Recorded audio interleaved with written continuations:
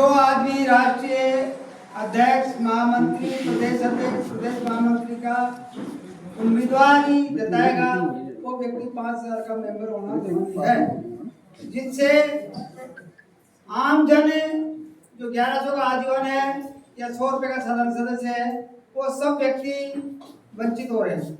तो ये कोई सार्वजनिक व्यवस्था नहीं है, सब लोगों को साथ देने की व्यवस्था नहीं है।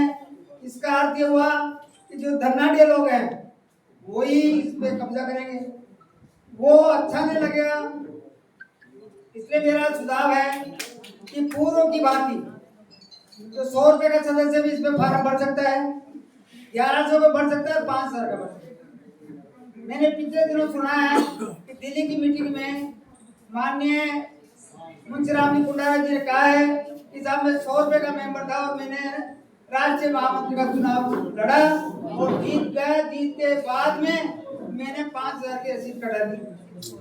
5,000 के जीतने के बाद तो 50 लाख की कटा लो, अपने पास होना चाहिए फंड। भाई आदमी का व्यक्तिगत फंड है, समाज के लिए कितना दे दो। तो ये कुछ जो धारणा है, कुछ गलत परिपाटी है, इसको बंद किया जाए, मेरा सुझाव है।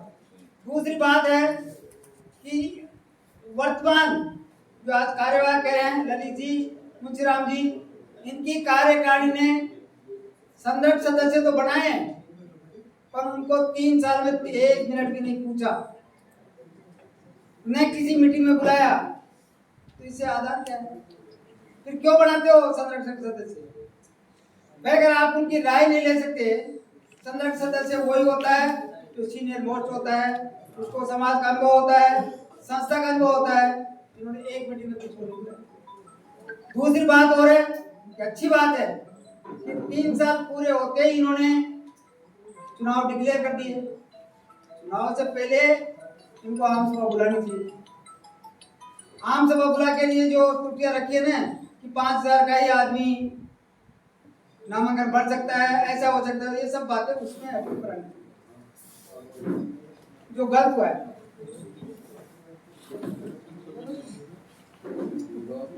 इसके साथ ही हमारे राजस्थान में प्रांतीय संस्था को कितनी रसीद बुकें दी है, कृपया उसका विवरण दे और किस व्यक्ति को दी है और किस तारीख को दी है, यह अभी स्पष्ट करें। कई आदमी करे कि मैं मेंबर बनना चाह रहा था, 1100 का बढ़ जाता, 100 रुपए का बढ़ जाता, 5,000 का बढ़ जाता। हमारे यहाँ का कोषाध्यक्ष रमेश चंद जी गोटवाल प्रांत के, उनको मैंने पूछा कि भाई आपके पास रसीद बुक है क्या? तो उनका साहब मेरे पास तो नहीं है। महामंत्री जो मोहन प्रकाश बेटे हैं इनके पास भी नहीं है। तो भाई कहा ही जिलाध्यक्ष शांति स्वरूप जी संकला जी बैठे हैं, शांति स्वरूप जी को मैंने परसों टेलीफोन किया, बोला बात।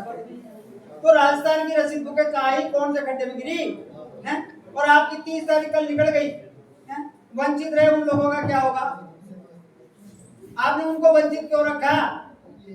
जैसे मैं दिल्ली की बात करता हूँ, दिल्ली का मैसेज मैंने पढ़ा है, कल मैंने देखा व्हाट्सएप पे देखा है, इन्होंने कहा है कि दिल्ली में जो भी व्यक्ति अखिल भारतीय भैरव महासभा का मेंबर बनना चाहता है वो निम्न व्यक्तियों से संपर्क करके रसीद ले सकता है, रसीद बनवा सकता है। इन्होंने पूरा डिटेल दिया, मोबाइल नंबर दिए हैं। तो राजस्थान में क्यों नहीं हुआ? क्या चाहते हैं राजस्थान में? क्या खुद गिने चुने लोगों के साथ मतलब उसको बांटना चाहते हैं? दूसरी बात मैं और कहूँ कि जहाँ भी पोलिंग बूथ होगा केवल मात्र चुनाव अधिकारियों के ही खान पान की व्यवस्था होगी। अगर आपने लंगर कर दिया तो कोर्ट केस होगा, ध्यान रखना, सुन लेना। एक व्यक्ति कह देगा मैं राष्ट्रीय अध्यक्ष के चुनाव लड़ रहा हूँ, पूरे लोगों को लंगर खिलाऊंगा, ये बिल्कुल बर्दाश्त नहीं। ये आचार संहिता के भी खिलाफ है, ये प्रलोभन है मतदाता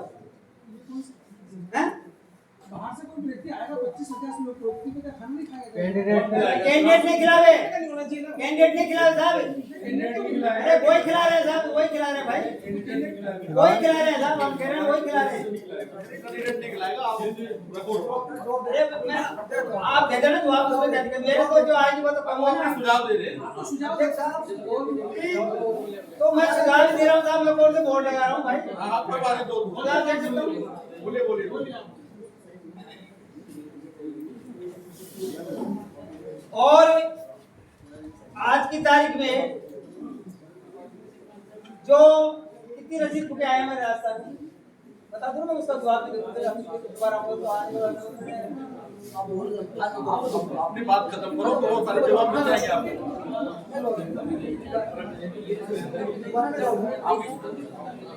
आपने वो कुछ बोला? आप बोल रहे हैं मैं जवाब दूंगा। नहीं, ये राजस्थान में बैठ रहे हो, पूछ रहे हैं, मैं जवाब दूंगा। आप अपनी बात को और कहेंगे, एक बार जवाब दे देंगे। बोल दो बता कोई दो। बात नहीं, आप जैसे कहो वैसे करना। आप 4 आदमी चलाओ ना काम करता है। एक और बताऊं आपको, सुनो मेरी बात, सुनो मेरी बात, मेरी बात जानते हो। अरे आप मेरी बात सुनो, मैं भी आप जैसे सीनियर आदमी हूं, मैंने काम किया है समाज में। आप ये बता दो मुझे कि अभी महामंत्री ने मुंशीराम पुनारायण कहा कि मेरे पास 2022 से पहले का कोई हिसाब किताब नहीं है, न कोई अकाउंट्स है। ये कब तक दुर्गति होगी समाज की? मैं आपको वो दिन बता दूं, राजस्थान में भैरवा छात्रावास के लिए जमीन हमने का आवेदन किया। राजस्थान सरकार के जेडीए ने कहा कि आप पिछले 3 साल का ऑडिट वगैरह पेश करो। हमने दिल्ली संपर्क किया, कुछ नहीं है, कुछ नहीं है। तो ये क्या तमाशा है भाई? ये संस्था जो संस्था ऑल इंडिया की है, आजादी से पूर्व की है और अच्छे अच्छे पदाधिकारी बने हैं, उन्होंने आज तक क्या किया?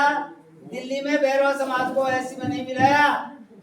दिल्ली में 1 इंच जमीन ही है छात्र मतलब भैरवा समाज के भवन के लिए, या राजस्थान में हो सकता है एमपी में हो।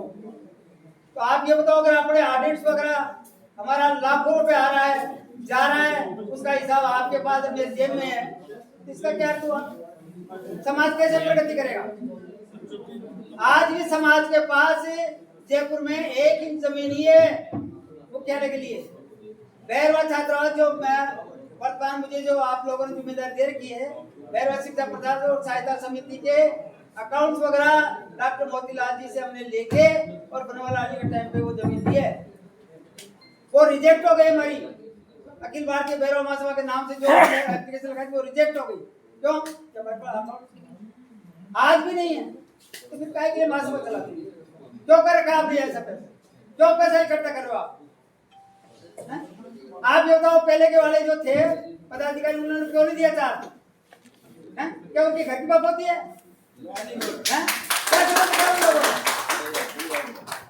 वो समाज में रहने का भी नहीं है। क्यों? जो समाज हितैषी नहीं हुआ, रहने के काबिल है। समाज का कितना नुकसान हो रहा है? आज लाखों आदमी है दिल्ली में भैरवा समाज के, उनको बढ़ाई या उल्टा सीधा करके वो मतदाता बढ़े हुए हैं, उनको रिजर्वेशन कोई फायदा नहीं मिल रहा। क्या मतलब है? तो मेरा निवेदन है कि मैं खैर आवेश में कुछ कह रहा हूँ, एक अलग बात है, पर मैं क्या कि सामाजिक कार्यकर्ता हूँ। शिव प्रसाद जी मरमठ, मधुकर जी मरमठ, उनके जमाने से मैं भी जुड़ा हूँ। प्रहलाद वगैरह काफी लोग बैठे हुए हैं। मुझे ठीक इस बात की है कि हम कुछ कर नहीं पाए। अभी कुछ समय पहले राजस्थान के प्रांतीय कार्यकारिणी ने, महासभा ने जेडीयू में अप्लाई किया, जब हमको बालिका छात्रावास के लिए तो दी जा रही थी। राजस्थान सरकार से हमारे कुछ सक्रिय कार्यकर्ताओं ने कैसे प्रकार की जमीन 2000 वर्ग मीटर आमदन करवाई। ये दांतनी सरोड़ी नजदीक है, रेगरोड ने भी करा ली, दाड़कों ने भी करा ली, और जाते हुए हम लोग को मिल गई। अब उसका ज्वाइंट डिमांड लेटर आया और दिल्ली राजस्थान के बीच में कई चमदान हो गई, और वो तो गए वो जमा कराएगा, वो जमा वो कराएगा, और बस बड़ी शेम की बात, और शर्म की बात। अब वो कैंसिल हो गई, वो कैंसिल हो गई। फिर मैं एक और जानकारी दे दूं आपको कि राजस्थान में अखिल भारतीय भैरव महासभा 277 के साथ पैरेलल प्रांतीय भैरवा संस्था की है, रजिस्टर्ड है, 3 साल पुरानी है। उनके अध्यक्ष भी वही है और आपके अध्यक्ष भी वही है। ये क्या तमाशा है? आप कौन दे उसको पैसा? आप किसी के पास भी जाओ, भैरवा के पास, भाई तू भैरव महासभा का मेंबर बन जा, तो प्रांत का बनेगा कि इसका बनेगा? ऐसा क्यों कर रखा है आप लोगों ने? ये बातें क्या है? ये मेरी जानकारी में क्यों है कि मैं अलकापुर का एक पत्रकार भी हूँ, मैं एक अपना अखबार चलाता हूँ, लोकतंत्र मेरा थ्रू आउट इंडिया चलता है, राजस्थान सरकार से मान्यता प्राप्त है, राजस्थान सरकार से हमको एड वगैरह मिलते हैं, भारत सरकार से रजिस्टर्ड है, इसलिए कह रहा हूँ। हर आदमी हमारे को ये बातें बताता है कि आपकी 2 संस्था है, उस पे 15 लाख रुपए है, इसमें 3 लाख पड़े। अरे कल बनी है उसमें तो 15 है और आपको 3 है, तो वो ले लेते भाई, उसको बालिका छात्रावास की जमीन मिल जाती तो बढ़िया था। हम ये नहीं चाहते। इसी कारण से आज ये जो आपने भ्रांतियां फैलाई है, इसी से कल परसों तक केस चला है। अभी वर्तमान अध्यक्ष कह रहे थे उन्होंने आज तक हमको चार्ज नहीं दिया। क्यों नहीं दिया भाई? आम से वो बुलाते, पूर्व पदाधिकारियों को बुलाते कि क्यों भाई तुम्हारे बाप का राज है क्या? आपने क्यों नहीं दिया पैसा? आपने क्यों नहीं पैसा दिया? और एक और बता दूं कि समाज निस्वार्थ भाव से सेवा करने का प्लेटफॉर्म है। समाज की सेवा करो।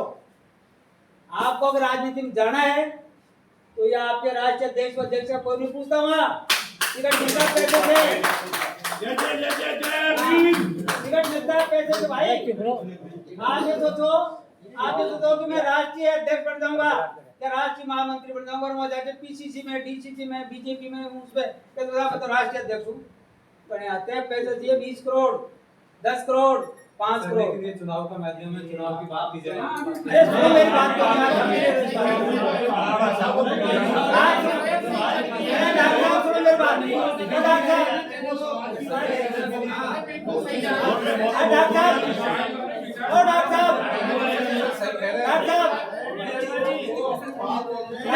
बोलो आप तो बोलो आप तो बोलो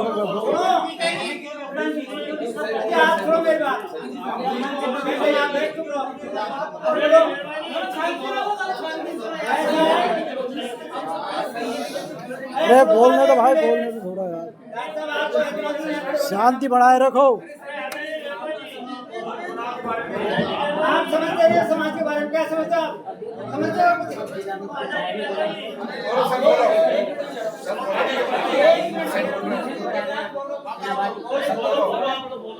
मैं आपको एक बात और बता दूं,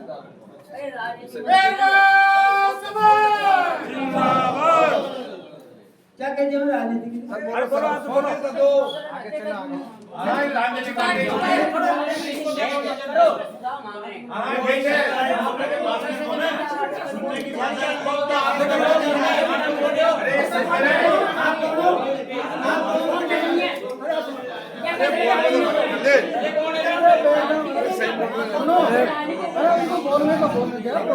अरे बोल दे दो, बोलने तो भाई। या टिकट बिक रहा क्या? टिकट बिक रहा क्या? यहाँ पे टिकट बिक रहा क्या? बिकते हैं भाई, बिक रहे हैं, बिक रहा है तो खरीद लो। यार ये तो संजय लाजी बैठ जाओ, बैठ बोली हो रही है यार।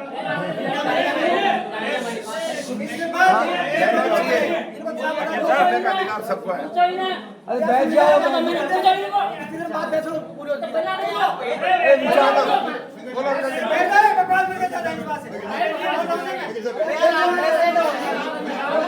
अरे बैठ जाओ यार, दूर पहुंचा यार। बैठो बैठो बैठो। टिकट बिक रहा है यहाँ अरे बैठो सही, बैठो बैठो बैठो। पता ही नहीं है, ऐसे तो पदाधिकारी बना रखे हैं मामले। पे। डायरिया कौन? शांत हो। किसने मना किया डायरिया नहीं?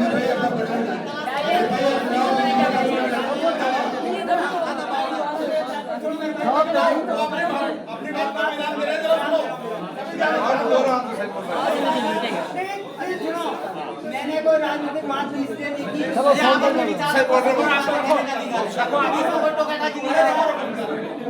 बोलने के लिए बुलाइए पड़ेगा तो। मैंने क्या बोलो आप तो, बोलो बोलो आप तो। मैंने कल ये कहा था मैंने कहा था अब तो चुप लो। अरे मेरे पास पैसे डाल दो, काट दूंगा। अरे एक डायरी किसके पास नहीं है? डायरी हमारे पास जिले के पास डायरी है। सुनो मेरी बात। अरे अब राजनीति मैंने में कोई गिरे यहाँ बात पे। कही है तो मैं समाज से माफी ले मांग लूंगा, पर सुनो मेरी बात। मैं आपको आज उदाहरण बता दूं। ये बैठे ललित जी इन्होंने व्यवस्था की है। और वर्तमान में जो आदमी काम कर रहा है ना 800 रसीदों को लेके वो भी राजनीति में जाना चाहता है। किसी बात पे ऐसे लोग उनके सारे मेरा पास पूरा ऐसे लोग साथ देते हैं